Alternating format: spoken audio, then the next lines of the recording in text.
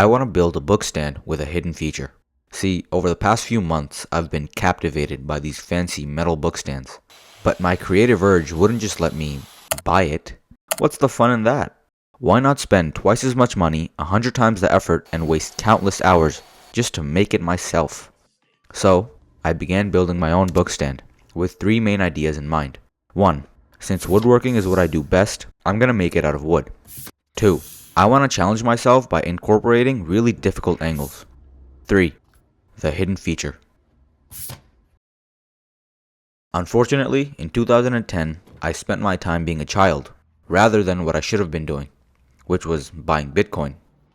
So now I'm gonna be making this project with walnut plywood, instead of solid walnut, which will cause me a big headache later in this video. And the first thing that was on the list was the outer walls. And there's two ways I could have done this. 1. I either kerf bend it, or 2. I do a bevel glue up. The bevel glue up is going to be very difficult to do, because it's hard to clamp at that angle. So, I'm going to try and kerf bend it. For those of you who don't know, kerf bending is when you cut shallow grooves in the wood so it bends. And if I can pull it off, it'll look really cool. Before I went to ruin a good sheet of plywood, I tried this on a scrap piece to see how it goes. Don't ask why these scraps are in a filing cabinet. Alright, so the wood definitely bends, but there was an issue. This wasn't really the look I was going for. The radius with the kerf bend would just end up being too wide, and it wouldn't have any sharp angles. But it's okay, because I could still try my luck at cutting two bevels and gluing them up together. So I need a 60-degree angle on all of my boards that I join. Now, instead of cutting the boards at a 30-degree angle each to make a 60-degree angle, I'm going to cut a 30-degree angle on both sides of the center piece and glue the other two on top of that. It makes sense in my head, but we'll see if physics agrees. And there was also this steep 60-degree angle I need to cut for the legs, but we're gonna ignore that for now. Because for now, I had another problem to take care of. Cutting that small piece was gonna be dangerous on a table saw, and I'm also cross-cutting it, instead of a rip cut. And combine that with your blade tilted to an angle, it's gonna be a recipe for kickback. I needed some sort of crosscut jig or a miter gauge. I used this scrap piece of plywood as the base, which I then squared up at the table saw. But to make this work efficiently, I needed runners that'll slot into the miter slots of my table saw. Now, I spent a while thinking about it. How could I get this done? If I order the runners, I'd have to wait until they arrive. If I make them, I don't even know if it would work. After walking around for a solid 20 minutes, pretending like I was doing something productive, I decided to give it a shot and make it myself. I had this plywood which was just about the width of the miter slot, so I cut it down to be thin enough to fit in the slot itself. But the problem was, it was exactly the right size. That means it wouldn't slide smoothly in the slot. So I sanded this little piece of plywood, by hand, for what felt like days. And after way too much trial and error, it seemed to start sliding. This crosscut jig was pretty minimal, not something I'd use very often, so I was okay with it being not the highest quality. And I'm only using one miter slot. After screwing the runners with the base, the next part would be the most important. The back fence. This fence needed to be a perfect 90-degree angle, because a slight mistake in the bevel I cut could lead to the whole build being wonky. Again, after some trial and error, I got something which seemed good enough. Back to the main build. It was time for the real test. I had to actually cross-cut the bevel with this jig.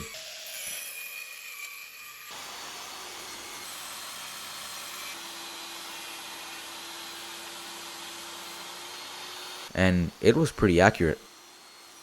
Now that I had both of my middle pieces cut, I had to cut the outer bevel.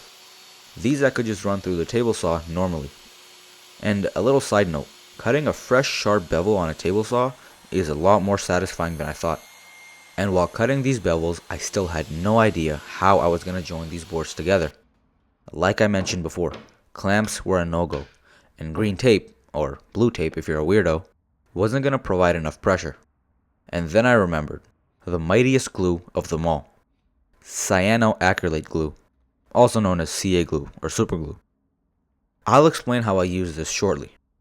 So the way I decided to go about this glue up was that I only glued two pieces together at one time, and then I would wait for that to dry to glue the other one.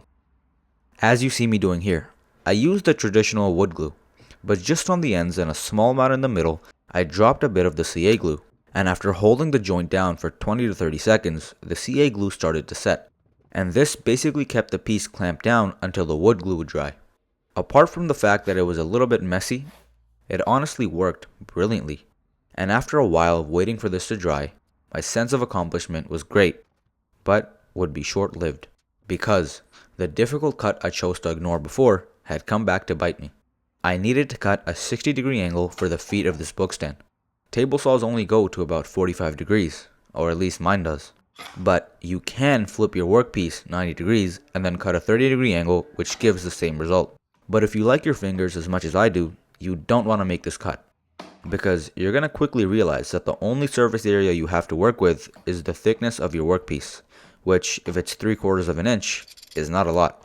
So I needed some sort of jig to make this cut safely. The solution I found was actually pretty simple. You just attach the workpiece to a scrap piece of wood and run it through. Sounds simple enough. But the hardest part about this wasn't the cut. It was clamping these boards together. Let's just say it should not have been as hard as it was. Anyways, it was time to glue these legs together with the rest of the structure. And this time around, it felt pretty easy. For this I used the same CA glue trick. Hold it down for 30 seconds and you have a strong joint. As I was feeling the satisfaction of completing this task, I remembered there's still a lot I need to get done. Next on the list is the hidden feature, which was part of the middle box. This was the plan.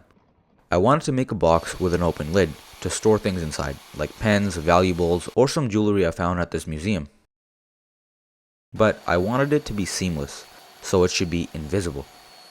And I wanted to make it a little bit more fancy by making a latch with a magnet, so the lid simply snaps into place every time. I used 1/4 inch thick plywood for this, because I wanted as much room as possible inside the box. And after I got all of these cut, I used the same CA glue process as before. This might be one of the most convenient ways to glue up small items. For the faces of the box, I kept the front face a 1/4 inch higher than the rest of the container, so that when the lid comes on it, it would be flush. I considered veneering this box, but I was gonna stain it black anyways, so it wouldn't really matter. Now I didn't just want to attach the outer walls to this middle box. I wanted to include these spacers, which, if I could pull off correctly, would give it a very cool industrial sort of look. And again, for this I used 1/4 inch plywood, which should give it enough space to be visible. I ended up cutting 3 small squares for each side, which I spaced out evenly to make it symmetrical. Now while letting that glue up dry, I decided to begin my favorite part, edge banding. If you've watched any of my videos in the past, you will be aware of my love and hate, actually just a hate relationship with edge banding. Unless I was raised by animals in the wild and liked the plywood edges, the edge banding is unfortunately necessary. In all seriousness, I realized that maybe I dislike edge banding because at this point in the project, the building part is done, and I've gotten my dopamine hit and I just want to finish the project. But this is the part that actually makes it look good. And with edge banding, there's good news and bad news. The good news is that I've gotten a lot better with edge banding from all the times that I've done it. The bad news is that I have a stubborn itch to make every build better than my last, which means it's more complex. So the edge banding never really feels easy. Which honestly I'm not complaining about. It's a blessing in disguise, even though I just spent the last few minutes complaining about it. After this was over, I used some YouTube magic to stain the box black, and now the only thing left to do was glue everything together. I thought this would be pretty easy, but of course, didn't turn out like it.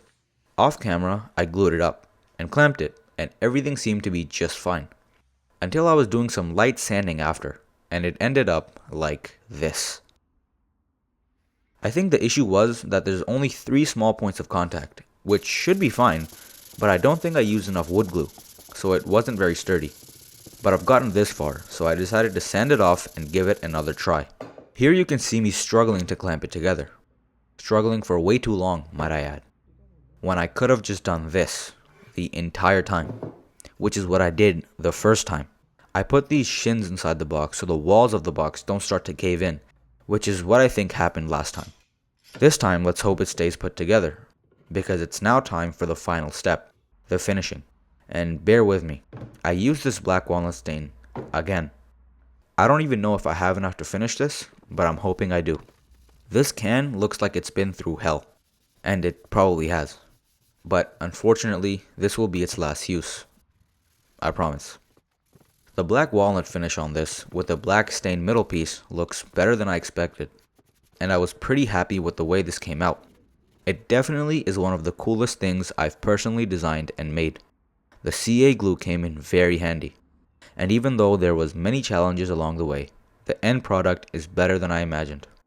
And if you also missed your chance at buying Bitcoin, don't worry, because a new opportunity has just popped up, and you don't want to miss this one.